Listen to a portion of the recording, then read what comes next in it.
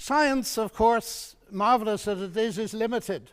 Even a Nobel Prize winner, by analyzing a cake, cannot tell why it was made. But Aunt Matilda, who made it, can tell you. She can reveal it to you.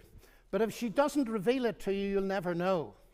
And that brings me to my next evidence. It's the same with the universe. We can analyze it magnificently.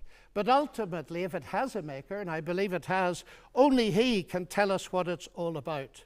And he's done so in the powerful narrative of the Bible, in particular in its analysis of the problem with humanity, not simply in terms of behavioral breakdown between people, but a vertical breakdown of trust between us and the Creator.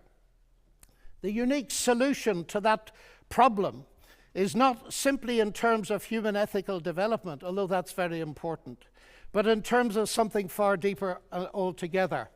The restoration of the fractured relationship with God through the salvation he has brought through Jesus Christ.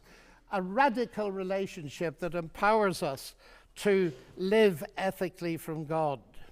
And here we reach what for me is the chief evidence, not only for the existence but the nature of God. It is Jesus Christ. He it was who not only taught the golden rule, but embodied it, fed the hungry, healed the sick and suffering, and welcomed society's outcasts, brought honor and respect to the marginalized and ashamed. And he's brought forgiveness and peace to multi-millions around the world. He's able to do this, of course, because though he was a man, he uniquely never was only a man, but God become human.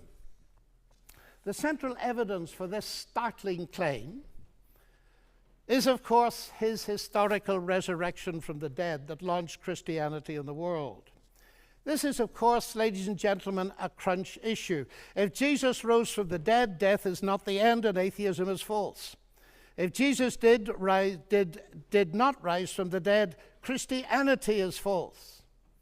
And I remember at Cambridge as a student listening to the brilliant Sir Norman Anderson, a legal expert, going through forensically the evidence from his legal perspective as a brilliant lawyer. And he said at the end of it, "The empty tomb then of Jesus forms a veritable rock on which all rationalistic theories of the resurrection dash themselves in vain." Just finally now, as I read the Bible, I do not only find intellectual satisfaction, but I find a great deal of that. I sense the voice of God speaking to me. You say that's intensely personal. But ladies and gentlemen, we've been asked tonight about belief in God.